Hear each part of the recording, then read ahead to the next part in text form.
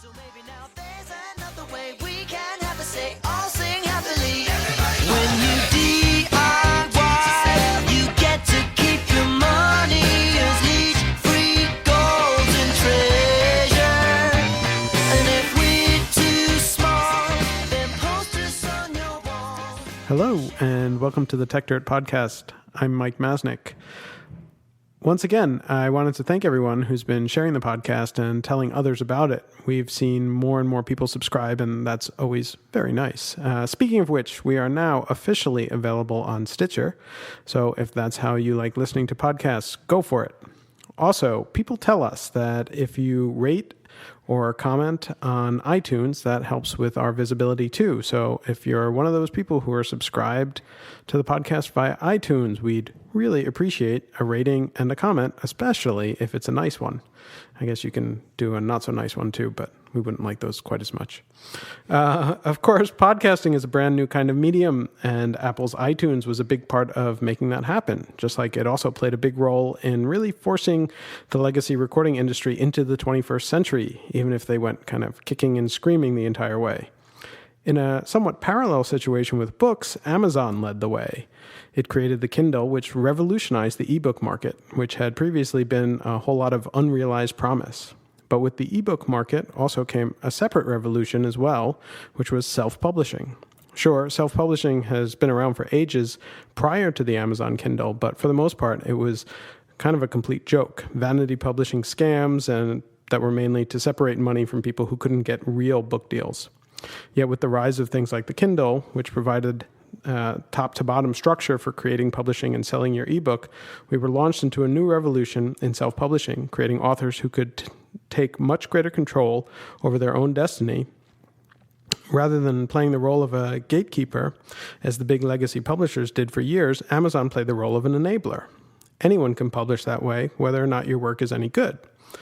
And this freedom has created a new class of tremendously successful authors, some of whom were successful authors in the old world, and some who never even bothered with that process. But that new world in which anyone can publish has faced quite a lot of criticism, much of it coming from an old guard of authors who really liked the old publishing world in which the big publishers not only approved of their work, but also kept the riffraff out of the competitive market. With us today is Barry Eisler, a best-selling author of the John Rain thriller series, who was super successful under the legacy system of big publishing, but then surprised many in that world by shifting to a self-publishing and published through Amazon model. Barry has since gone on to become quite a vocal champion of self-publishing and a regular debunker of attacks on Amazon from all corners. Along with myself and Dennis Yang, we're going to dig in and discuss the nature of self-publishing and the opportunities and challenges that come with it, and just why it seems to freak some people out so much. So with that introduction, hello, Barry.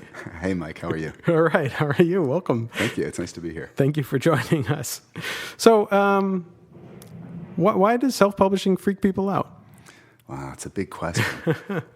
I think the short answer, and it could be a longer one, but the short answer is that there's a whole industry that has grown up and has been built on the notion of scarcity and selection.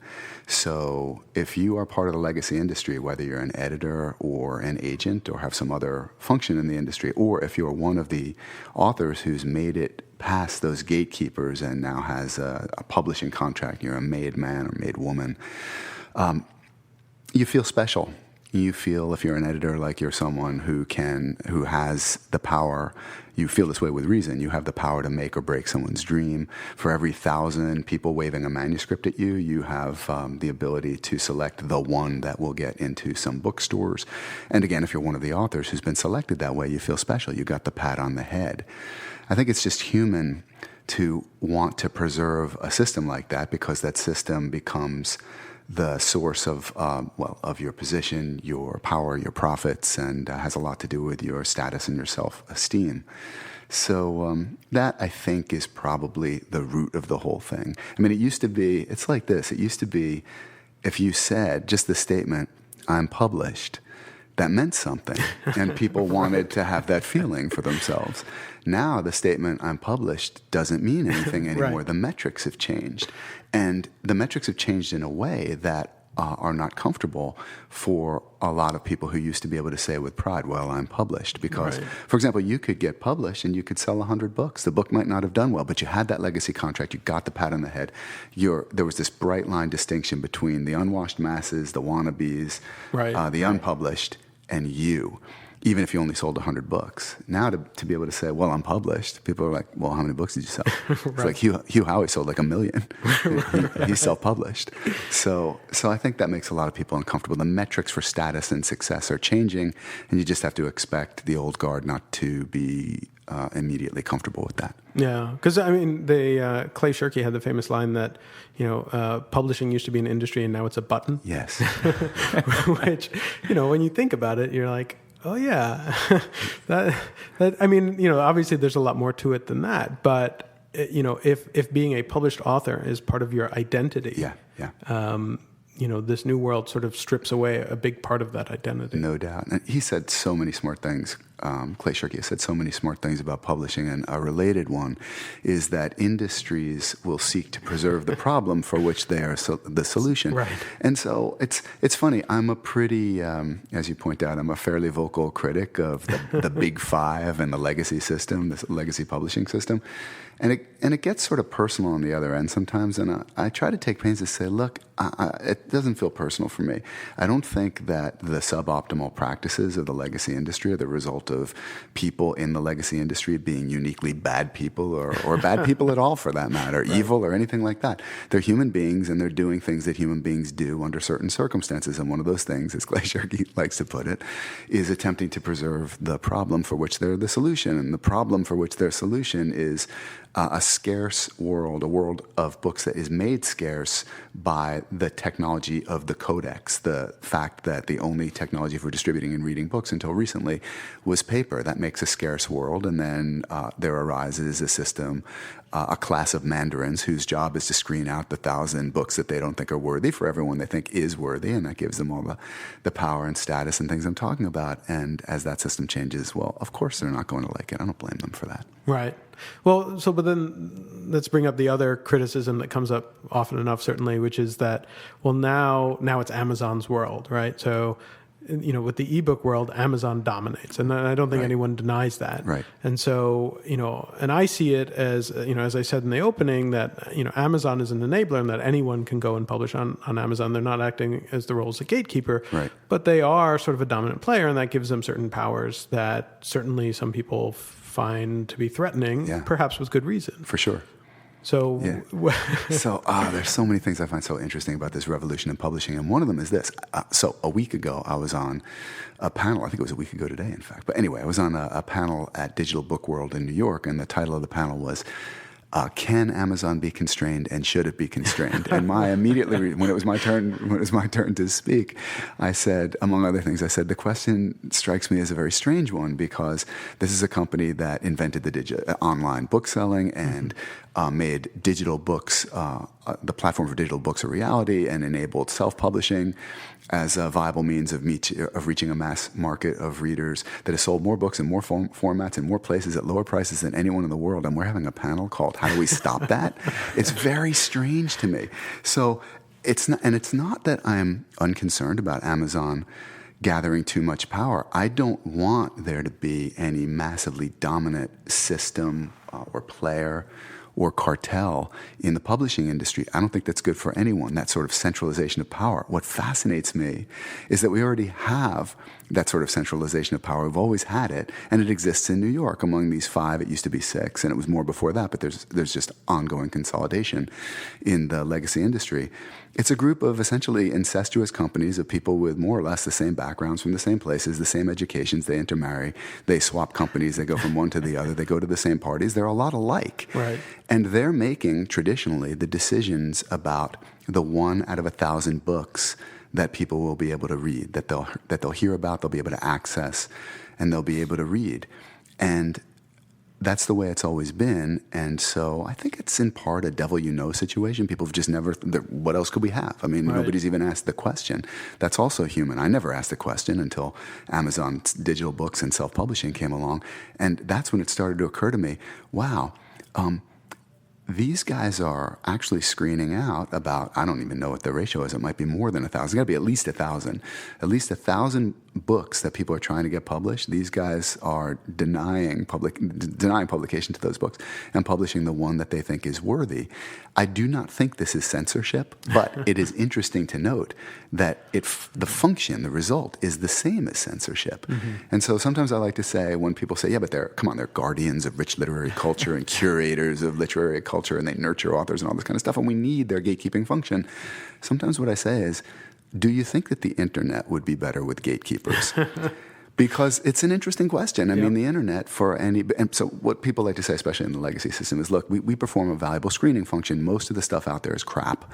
And you can tell that all the self-publishing stuff is crap. Occasionally a gem creeps through. But what we do is we screen out the crap, we present the gems, and we provide this valuable service for readers. There's some truth to that. My response to that is, if you do that great curating role well, you should be able to charge for it because it'll be valuable to people, right. I think.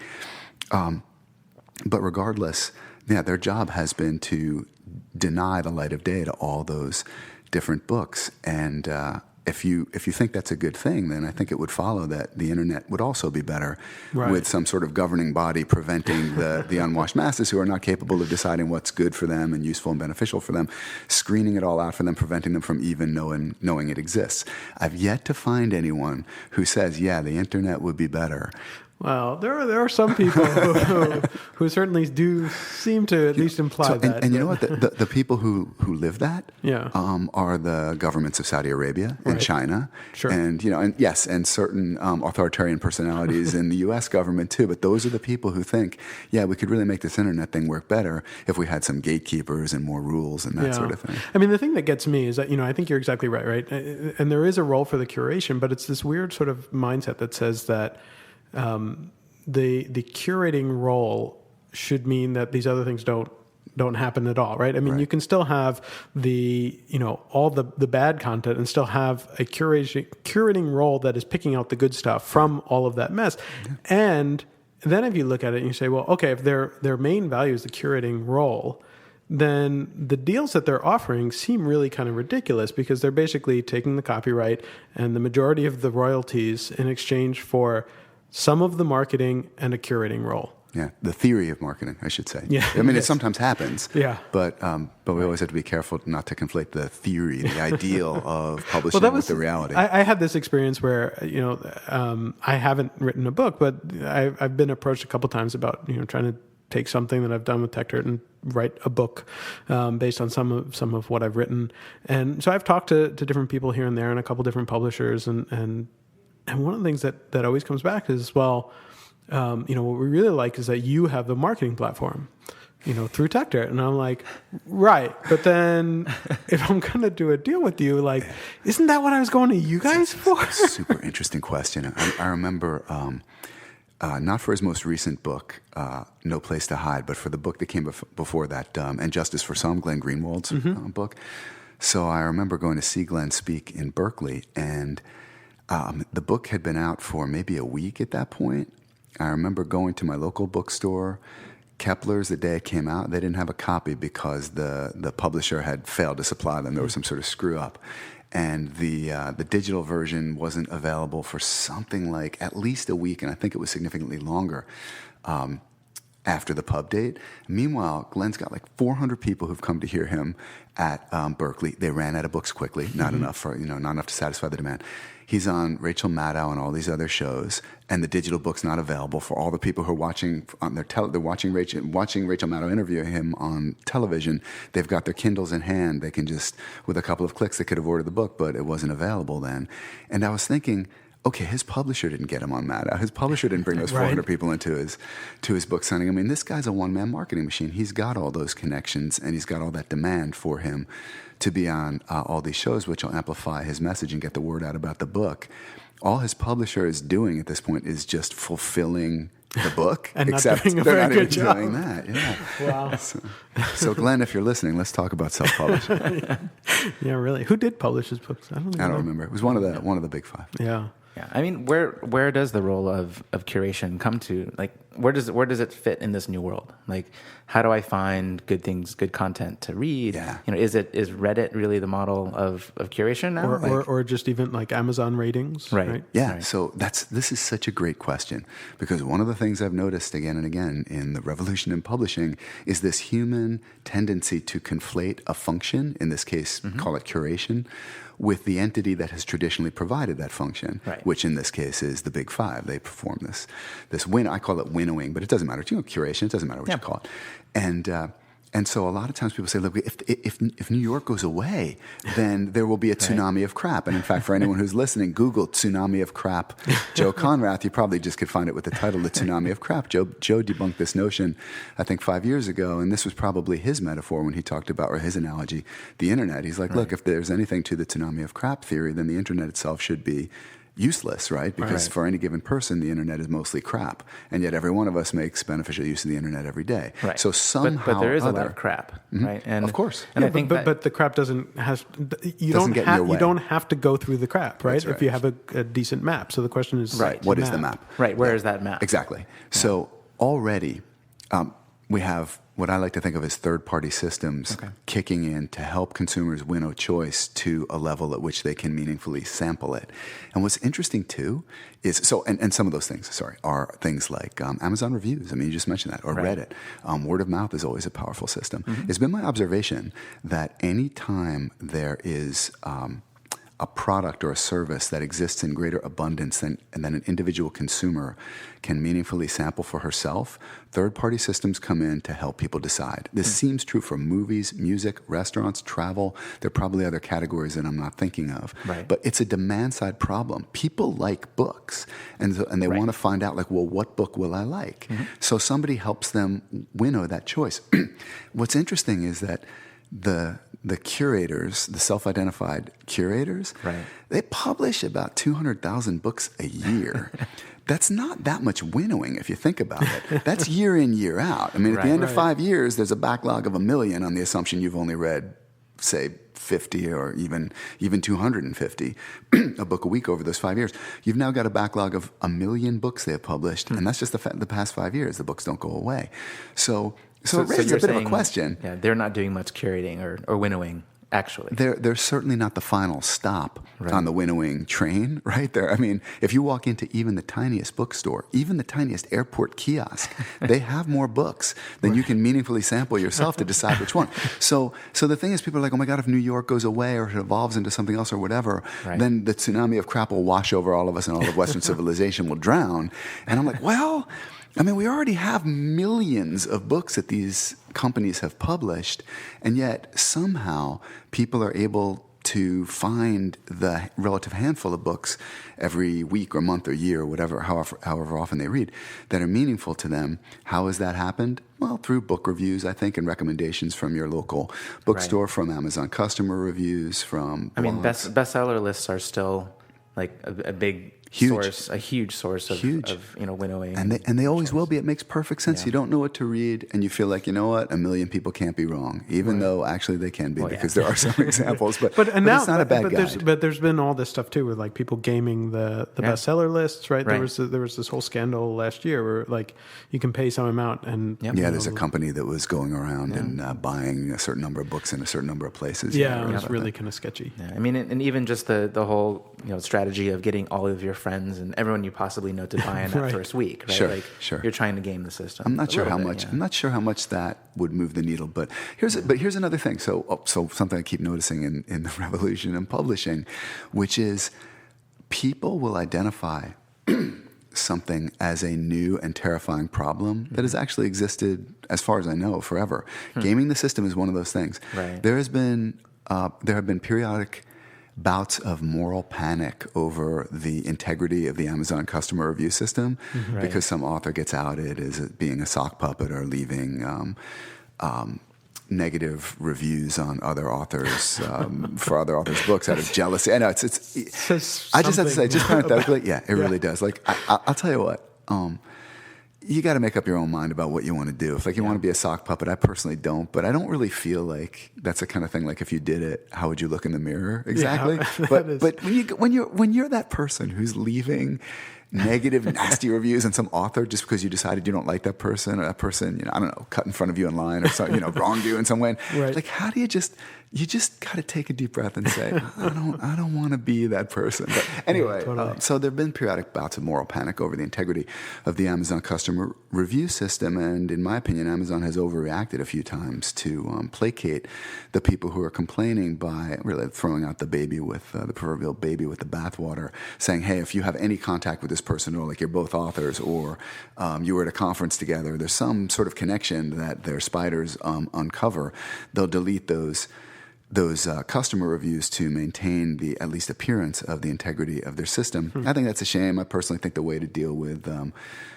any sort of repellent or objectionable speech is more speech, not more control. Right. It's just a philosophy of mine. So just make the thing more transparent. Customers aren't stupid; they can read through a lot of those sorts of. I did this the thing last year where there were all these reviews. Susan Crawford, who's an expert in telecom stuff, had written this book about the internet and net neutrality and all this stuff. And somebody had just sort of pointed to the Amazon reviews. And so I went looking, and it was so obvious so quickly that there were all these 1-star reviews that were clearly fake. And you could figure out, like, they all would say, like, I'm a farmer in a small town in middle America. And you could immediately tell. Yeah. And it was like the only review this person had ever written. Exactly. And so, you went through and you could, so it was pretty obvious pretty quick that all those 1-star reviews were completely, complete bullshit. Not that it's not a little bit sad when someone's trying to game a system. And it's not that it doesn't cause any harm at all. I mean, occasionally, my heart goes out to any author who's had any sort of concerted campaign, or even just a single malicious 1-star review. If you have hundreds of reviews of a couple of malicious 1-star reviews, not really going to matter. But if you're new and someone does that to you, yeah, maybe it could. It's not that it doesn't do any damage. It's more a question of an overreaction to that damage doing even more damage. Right. So anyway, yeah, there have been people, every time there's a system that can offer some advantage, people try to game it. They try to game Google search results. Mm-hmm. I think that's ongoing. I mean, it's never going to end, right? So anything that can be gamed is gamed. And what's interesting to me is why people make such a fuss about individuals trying to game, let's say, the Amazon customer review system. Right. And nobody says anything about the long-standing practice of authors blurbing each other's books, which is just log rolling, back scratching. Right. I mean, I would estimate that 96% of those book reviews are offered by people who haven't read the book and are hoping for something in return. If nothing else, then their name featured prominently on the book they've blurbed, which then becomes an advertising impression that gets put in front of everyone who looks at that book. So that system's totally corrupt. Why doesn't anyone complain if somebody takes Michiko Kakutani out for lunch in New York and sort of wines and dines her and that sort of thing? I mean, that is gaming the system. It's part of being human. It's like, I'm going to make nice with Michiko because if she reviews this book and reviews it positively, that's going to move a lot of copies. How do I get in with her? How do I get her attention? Is that not gaming the system? People are weird about this stuff. Like, it's almost like it's innate, even in human language. I mean, if I don't know if I can swear on the podcast, Go ahead. Well, if we're having coffee and I say, hey, Mike, pass the fucking sugar. Or versus, Mike, would you mind passing the sugar, please? I mean, I'm asking for the same thing, but am I manipulating you by saying please and using, nice, polite language? Like, yeah, I'm manipulating you. I'm trying to use the language that will get the intended result. But we don't think that way. We just, but am I gaming you? Right. It's just... Well, it's the same. I mean, it's interesting, too, just because, like, with reviews and stuff, right? So there's all this, and this could go down a whole nother rabbit hole, which we shouldn't, but just very briefly dip into the rabbit hole. But with book reviews, right? I mean, it's pretty standard that they, will send out tons of books, and I get books that just show up in the mail. I don't even know how people get my address sometimes, and these books, and they expect me to review them, but that's the same thing, right? I mean, they're trying to game the system in terms of getting a review, and you have the PR people contacting you and pushing things about the book. I mean, I feel like the gaming of the system comes into play when people. It feels like you're not following the so-called rules. Right? Yes. And the problem is the rules aren't exactly written, and they're kind of just understood, right? So maybe we should write the rules and be like, hey, look, it's okay to send people free books, and it's okay, or maybe not. And blurbing is okay, and it's okay to take Michiko Michiko out for an expensive lunch. A lot of it is just, I mean, the rules sort of become established. Like, even if they're unwritten rules, I think people... if you spend enough time, people sort of make Yes. those things clear to you. And if But you, that's what if makes you it make a fuzzy, mistake, right? Yeah. And that's why you don't swear at Mike when you're asking for sugar. You can. It's fine. I'll still pass the sugar. I'd be like, wow, he's very rude, but okay, here's your sugar. But that's what makes it confusing is that no one's codified these rules and put them on the wall and said, hey, this is the right way to do anything. Yeah. But there's something to the fact of having unwritten rules, which allows for Yes. experimentation too, right? I Right, mean, which is also kind of cool. right when you set down all the rules ahead of time, then you can lose out on things as well. And so, I mean, that's a little thing to be afraid of. I think for me personally, I once heard something, and I was in D.C. at the time, so they called it the Washington Post rule. Here it would be maybe the San Jose Merc or the San Francisco Chronicle rule. And it's just this: how would you feel seeing this thing you did reported on the front page of the local newspaper the next Here, day? I think it would be the internet. The internet, that's right. Nobody reads newspapers. That's a really good point. Yeah, this is funny because that's, now you mentioned it. That was something I heard about 10 years ago. Yeah. So, but the point is, like, how would you feel if this were publicized and people knew about it? Right. And that's pretty good. And I think with that rule, I feel like most people would be like, well, of course I'm going to take Michiko out for lunch. And of course I'm going to send Mike Masnick a review copy with a polite letter, not saying read this fucking book or else, right? A polite letter and all that kind of stuff. Most people would not say, oh yeah, I created 6 sock puppet accounts and I trashed my the authors who are writing books like mine who I hate. And so that's, if you're just trying to figure out what you can do. I'm going to give one quick example. Anytime somebody contacts me about one of my books on Twitter, Facebook, and email or whatever, with a, hey, Barry, I loved your new book, whatever, Graveyard of Memories, whatever the book, whatever the latest is. Loved your new book, blah, blah, blah, and then say some nice things. I always write back and say, thank you so much for the kind words. Yeah, that was my favorite scene too, or whatever. And if you don't mind, here's, and you have a minute, if you could leave a customer review on Amazon, they really help. I'd appreciate it. And some guy once criticized me for this. I think it's kind of a personal thing with this guy, but he criticized me for this on Twitter. He's like, well, Eisler's asking for reviews again. And I just thought, first of all, I'm not the least bit ashamed. Hey, here I am on national radio or podcast, copping to it. But I just feel like, are you stupid? You mean somebody contacts you and says they loved your book and you're not going to just try to nudge them a little bit? I don't say make it a 5-star review. For me, that would be, I wouldn't look askance if somebody did. But for me personally, I don't want to tell somebody what to leave. Right. Sure. Probably it's going to be good. They've self-identified as someone who liked the book, and all that kind of stuff. But it's like, why are you making it harder by not giving them a link? Maybe they haven't thought of it. They would do it if you just... Right. Is that game in the system? I don't know. No. Well, I mean, not Mike, to me. I just said in the intro to this podcast, give us a nice review or give us a review. I didn't even say nice. Right, I said exactly. I would appreciate a nice review. And I think you specifically said it could be a bad review and that you wouldn't like it as much. Right.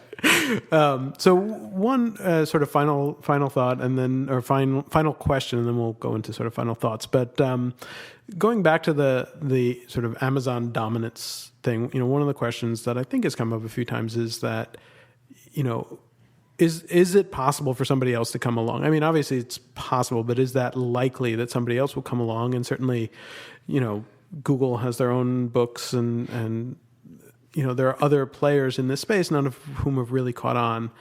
Is there, is it likely that somebody else will catch on? If so, is there something specific that you think they should do or... Right. And maybe I could ask in a different way, which is there something out there that you wish existed that perhaps Amazon or the current platform is not providing, right? Yeah, great questions. Okay, in general, I think that Amazon, as strong as they look, is actually not in as strong an anti-competitive position as New York traditionally has been, just because of the nature of distribution technology in each instance. Paper represents a lot of barriers to entry as a distribution system. You need a sales force, you need trucks, you need warehouses, you need a system that's able to get, could be thousands, tens of thousands, even millions of, well, actually in the aggregate, of course, it's going to be millions of units, not just for any individual title, but millions of units to thousands of physical points of sale. This is a quite significant infrastructure you're talking about. Being an upstart in that ecosystem is going to require a lot of capital. It's not an easy thing to do. And so New York has been able to use its lock on paper distribution to make it hard for newcomers to challenge their dominance.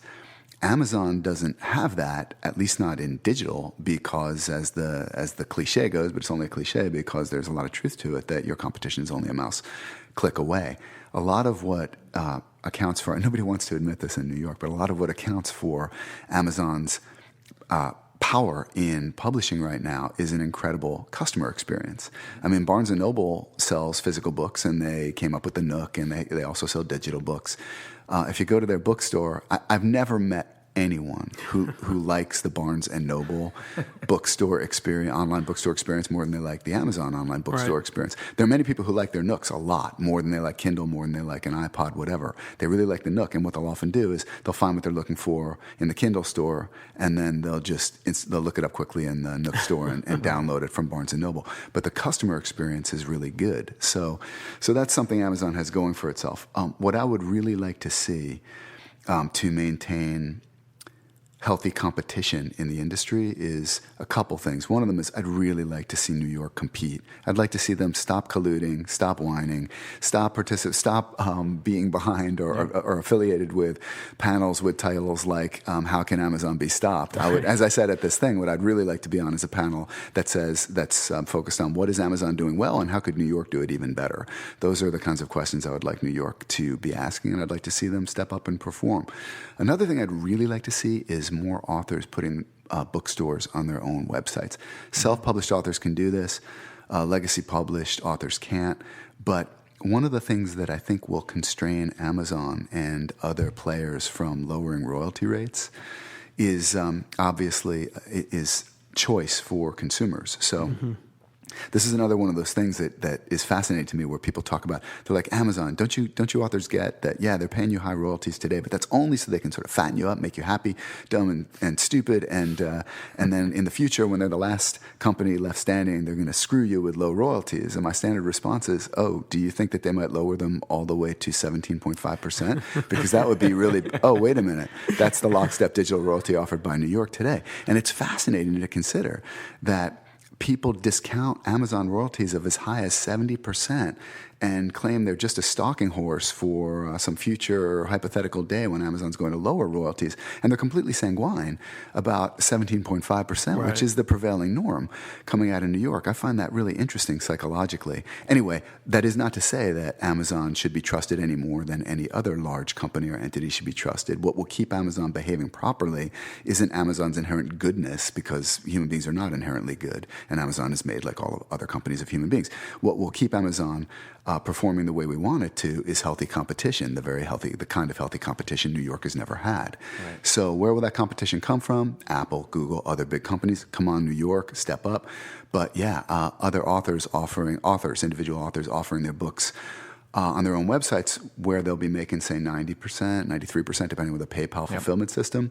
And then it's an interesting question. How much competitive pressure do you need to stop a company like Amazon from lowering its royalty rates from, say, 70 to 65%? Like, there doesn't have to be another Amazon in the system. Right. There has to be another company or companies that if Amazon screws up, they're going to move in fast. They're waiting. Right, exactly. And it just becomes an opportunity, right? I mean, if Amazon makes a real big misstep, then that's an opportunity for somebody else. And that's kind of the nice thing about this market. And we've certainly seen that, especially in the internet space. There have been companies that have been on top and have been very, very dominant, and they make a misstep and someone else steps up, and it can happen very, very quickly. Yeah. And, companies that 10 years ago, 15 years ago, we thought were, always going to be on top are long gone. And that's why, I think it's funny when people freak out about any kind of internet company right now being so dominant, where it's like, I have this article, I have this tab that's been sitting open on my desk for forever, because I do that with tabs, but that is a 2007 article about MySpace. It's funny. While we're talking about this, I was thinking MySpace and Facebook. Great example. But the article itself is talking about how it is totally dominant, and there will never be anyone who will be able to take on MySpace. Yeah, because network effects, and they already have all those the users locked in. And why would anybody bother setting up a new profile page on Facebook when MySpace is already working so well? Great example. MySpace was one of the first online marketing tools I really started using aggressively. I wasn't using Facebook at all at the time, and I thought, why do I really need to? I've got MySpace. It's amazing. The last time I still have a MySpace page. Last time I was there, it was probably 2 years ago. Yeah. It's one of those ones where you're like, it still exists. Exactly. Right? And you wonder who goes there. It's strange.